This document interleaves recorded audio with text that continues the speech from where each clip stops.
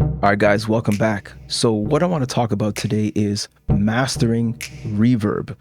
Let's get into some of the most critical aspects of reverb so that we can, I guess, decide what type of reverb we want for what scenarios, what instruments, what situations, right? So guys, thanks for coming back again, winning with blends. Let's go into the first type, okay?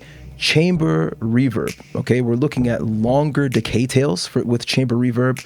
Perhaps a bit of an unbalanced sound, but it's definitely one of those sounds that you've heard from classic music like the 50s and 60s. So these were used actual real rooms, you know, with flat walls a lot of times to kind of help to create an exaggerated or an enhanced amount of reflections, things like that. So fairly pricey to create. Again, you have to create an actual physical space, right? And we'll dive into some of these finer points as we go, perhaps this particular video or even others in this series of mastering reverbs, okay? Another type of reverb which came out a little bit later, closer to the 50s or closer to the 60s, if I'm not mistaken, in the late 50s would be plate reverbs, okay? Now these were like big, actual, pretty heavy boxes that were built, these wooden boxes with like a sheet of metal in them, essentially, right?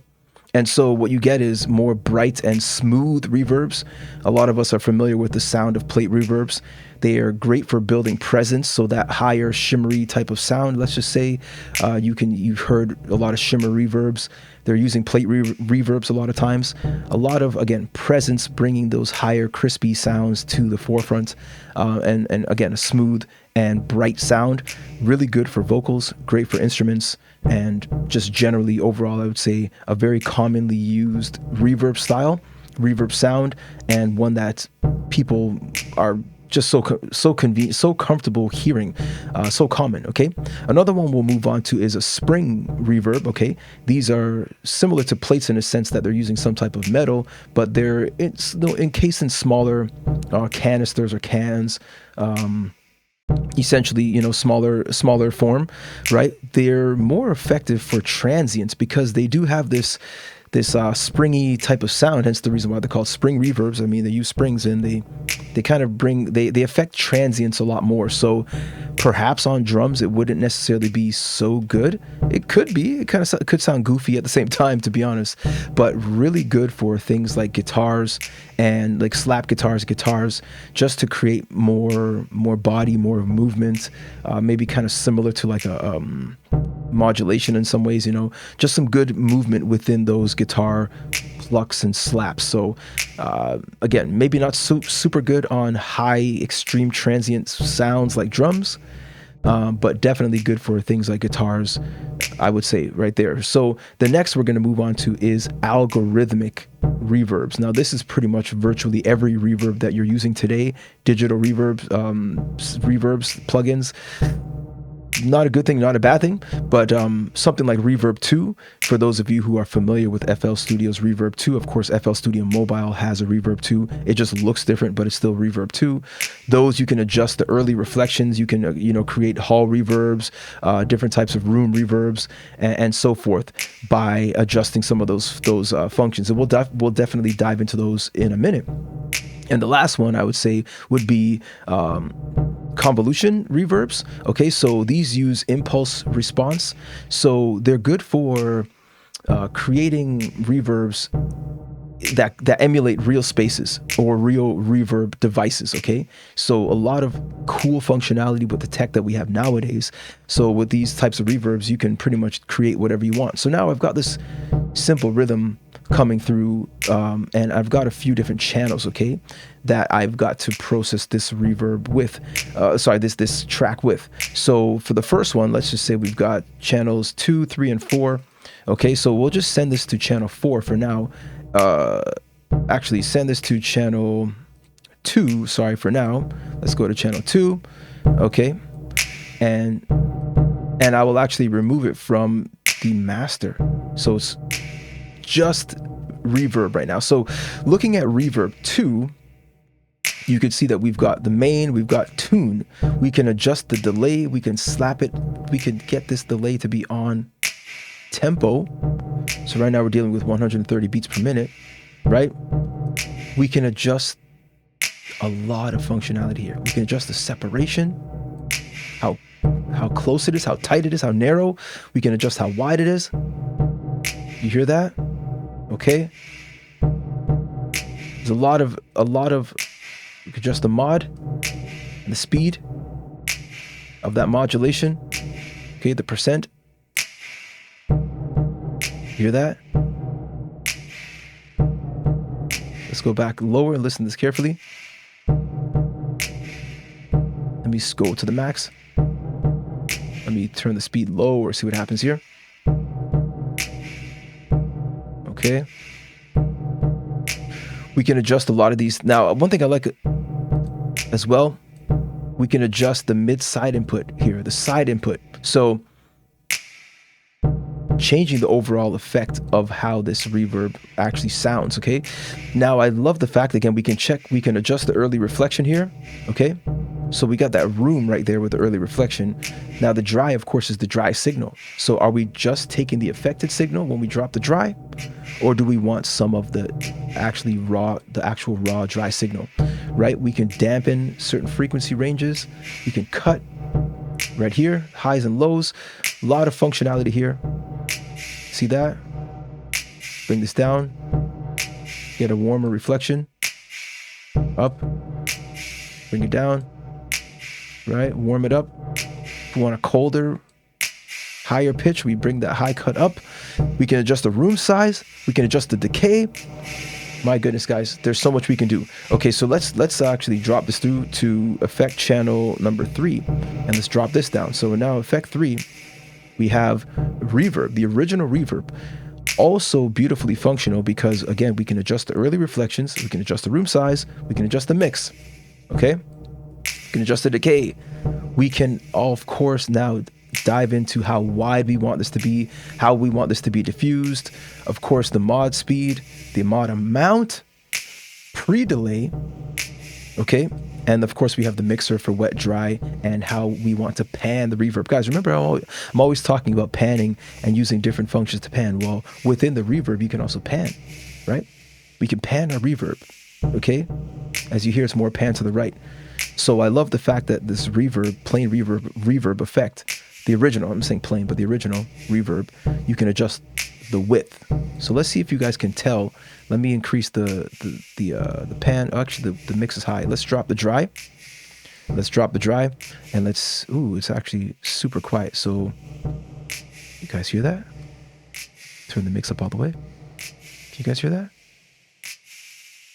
Okay, let's make it wider. So what we're gonna do is add an analyzer. Okay, let's turn this up so we can see better. See that? Let's turn it up to the max since it's super quiet. Okay, now let's lower the width. And look at that. Look how it's less wide. Let's increase the width and see how wide it gets to the max. See what I mean? And now you can start to pan more. Let's pan to the right, pan to the left. Guys, you can also record this in automation. Okay, so why not just do that right now? Just do that right now. Okay, so let's watch this. Let's record a bit more. Okay, let's do the automation. Crazy functionality. Okay, let's look at that. We got automation. And of course, you can hide these tracks. You can, of course, show these tracks. Super beautiful. Let's go back here and let's send this one now to auxiliary 4. Drop this down. So we've got our other reverb, which is the MultiFX Reverb. Now, the MultiFX Reverb doesn't have as much functionality. It's more of a rhythmic effect. As you see, you have the LFO rate and the shape, but the rate specifically is dealing with the timing of this, okay? Now, we do have, let's put the LFO amount up, and let's put this up, right? We got the filter, the X and Y axis, the filter and the decay. Let's put it all the way to the top right. Very far decay, late decay. Let's bring it down. Lower the filter. You hear how it gets warmer? Listen, guys. Let's bring it up. Raise the filter so that it's more high pitched. Let's do a later reflection. So the rate. Okay. Let's drop this down to 4 bars. Okay. So not as much functionality within the MultiFX Reverb, but still, if you're looking for rhythmic effects, by the way, guys, I'm going to get into a video about rhythmic effects probably very soon. So there are 2 other critical things I want to mention about, actually, as a matter of fact, I'm going to record this.